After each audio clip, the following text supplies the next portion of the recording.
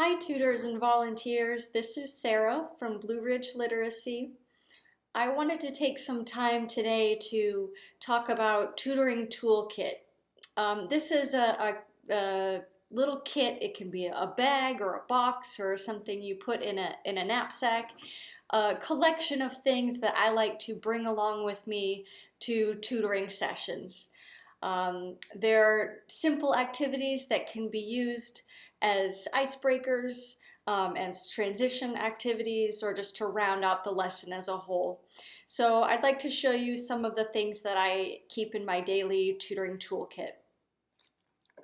The first one is a set of goal-setting cards. Now, this is a set of different picture cards. Here, this is more of a business environment. In the car, talking to a police officer. Housing, money, looks like health symptoms and health-related issues and emergencies, medication. So this set is called goal-setting cards. This is something I like to use early on with learners, probably on the lower end of the English spectrum, to get an idea of what they would like to learn during our time together. So all of these cards can be placed out on the table, and the learner can sort into, yes, they would like to learn about medication, but they drive their own cars, so they don't need to learn about public transportation. If you would like your own set of goal-setting cards, let me know. I can send you the PDF. What I did was just print these and laminated them. Something that's really helpful time and time again to start setting some SMART goals or to reset in the midst of everything. I've gone online and found this set of which would you rather do, also known as would you rather. Again, I just printed off these questions and laminated them. Very simple ways to start and encourage conversation. So the prompt would be, would you rather own a dog or a cat? I have found when I've played this, many learners will want to respond with just one word. Encourage at least a full sentence. Ask follow-up questions like, why? Why would you rather own a cat? Would you rather work from home or work outside the home? Interesting question for now. Would you rather use Facebook or talk to real people? So you may even just do one or two of these each session. What I like to do, I work with many different learners, is try a bunch of different things and try to figure out what they really enjoy doing. Something I do with a student who's a little bit of a higher level, intermediate and advanced, is just print out some conversation cards. Again, with teaching, you don't need to reinvent the wheel. There are tons and tons of resources online. It is a matter of sifting through and finding them. So if you ever want suggestions or tips, shoot me an email and we can work that out. So some simple ones like, where are you from? Describe your mother, father, sibling, child. What is your favorite animal? So instead of the tutor or the teacher prompting the question every time, it's just taking the context to, the student chooses a random question. Do you have any brothers or sisters? And they answer it. It's just a way to create a little bit more of a dynamic session. Also, I find that being able to hold on to a piece of paper does in fact break the anxiety level a little bit in the class, something tactile, something that the student can look at so they don't have to stare at you and make eye contact the whole time. I like to carry around a little pocket mirror. You can see here I've just typed a label that says pronunciation. When I'm teaching pronunciation, for specific letter sounds or letter blends that I find that particular learner has a difficult time with, I will encourage them to speak while looking at their mouth in the mirror. This can help them to make the cognitive connection if they're able to visually see what their mouth looks like. Small hand mirror. If you don't have a printer at home, I've just put together some of these tongue depressors I found in my closet of different questions. What's your full name?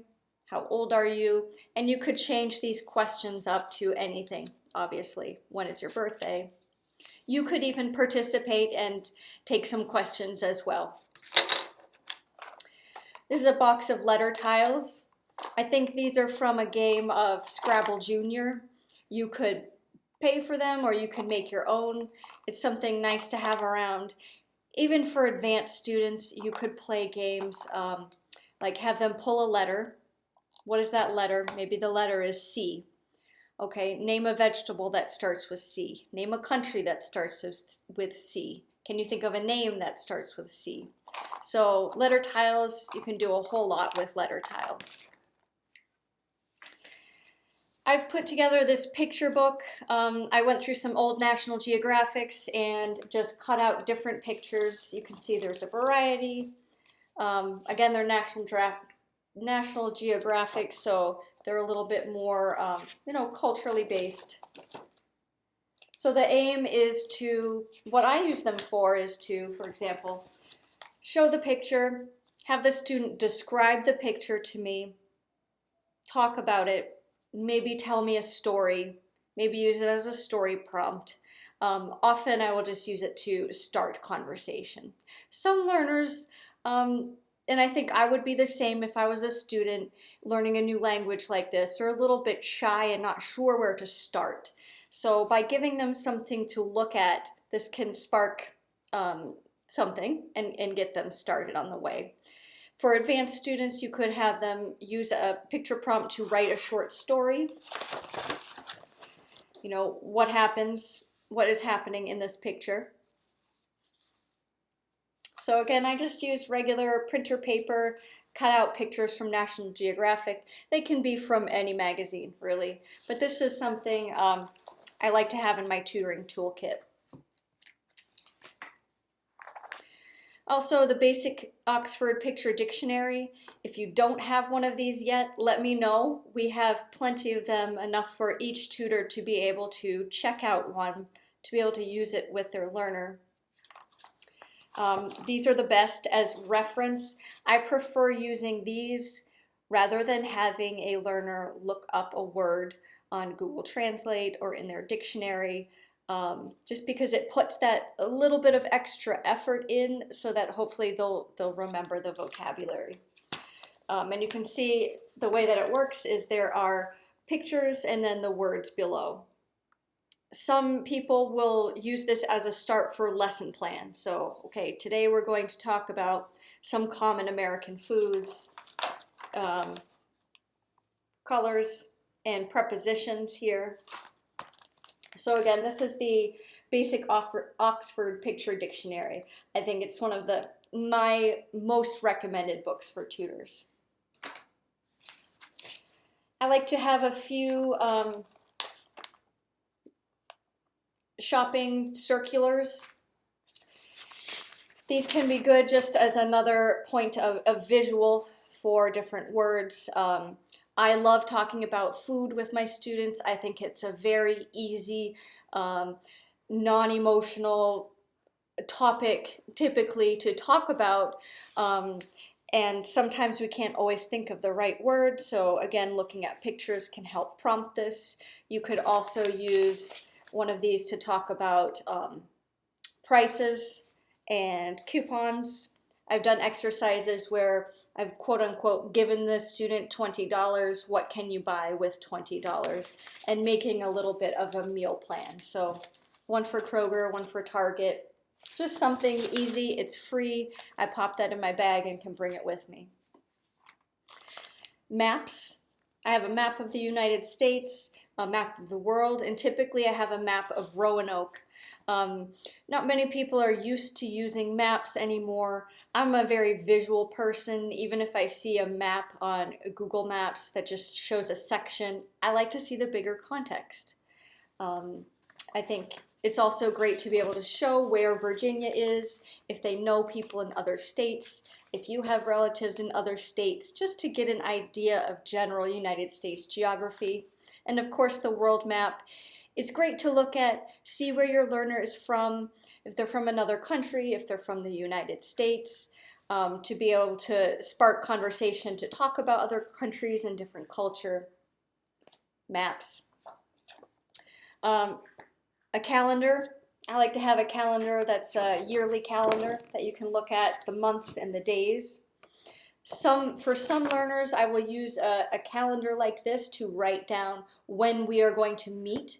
That way there's no excuses, there's no problem with them remembering what days they're going to meet. Also, it's good to practice months, days of the week, numbers. I occasionally get into ordinal numbers with more advanced students. So, calendar. Another thing I like to do is sometimes go online and print out some simple board games. So this one is called Name 3. You'll use some a dice and whatever, if you have a rubber band as a game piece, and go around. Again, it's the same concept of having conversation cards or even asking the questions yourself, but again, making it a little bit more dynamic and interesting. So I've played this game, Name 3.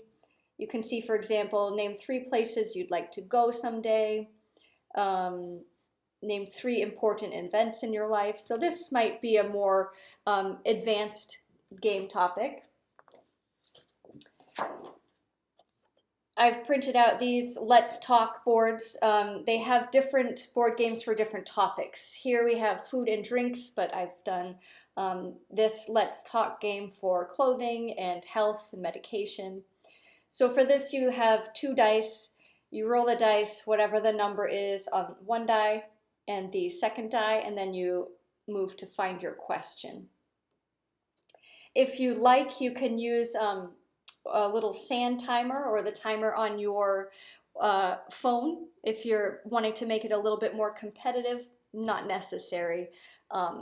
For the one student I'm working with right now who is studying for IELTS, which does have timed speaking responses, I do use the timer with her to help her be able to make a opening statement, body, and conclusion within the time period. So again, these are all simple things, but they add some more dynamic activities to the lesson. And the last thing I want to show you is a simple binder that I've put together for a student. So I think it's good to have a binder, folder, or portfolio for a student. It's somewhere that they can keep everything that they've been working on. It's something that obviously helps to organize, but you can also occasionally take time to look back in the portfolio and reflect on the things you've done together. I found that a lot of my students take pride in having a binder or a notebook specific to them. For this one, I've put a calendar on the back and highlighted the days that we'll meet. Inside, I've put some vocabulary lists. Here we were working on verbs, and I had worked with my learner. What we decided the best fit for us would be to write the verb, the pronunciation, and the Chinese language, and a definition as well as some examples. So this is something we came up together with in class. I typed it up, printed it out, put it in her binder so she could study it at home. I have different tabs for pronunciation. Here I've used one of the resource books that we have that offers some guidance on how to make your mouth move for different sounds. Some copies from the workbook that we're using. Notes and note paper, and some extra paper. So I highly suggest putting together a binder for your learner or a folder. Blue Ridge Literacy can provide all of the resources if you need it. All you need to do is just ask. So if you come by the office and just ask for the supplies, we're more than happy to put them all together for you. So again, that was some tips and tricks and tips that I like to use in my tutoring toolkit to take to me with daily tutoring sessions. I hope you all have a wonderful day. Thank you.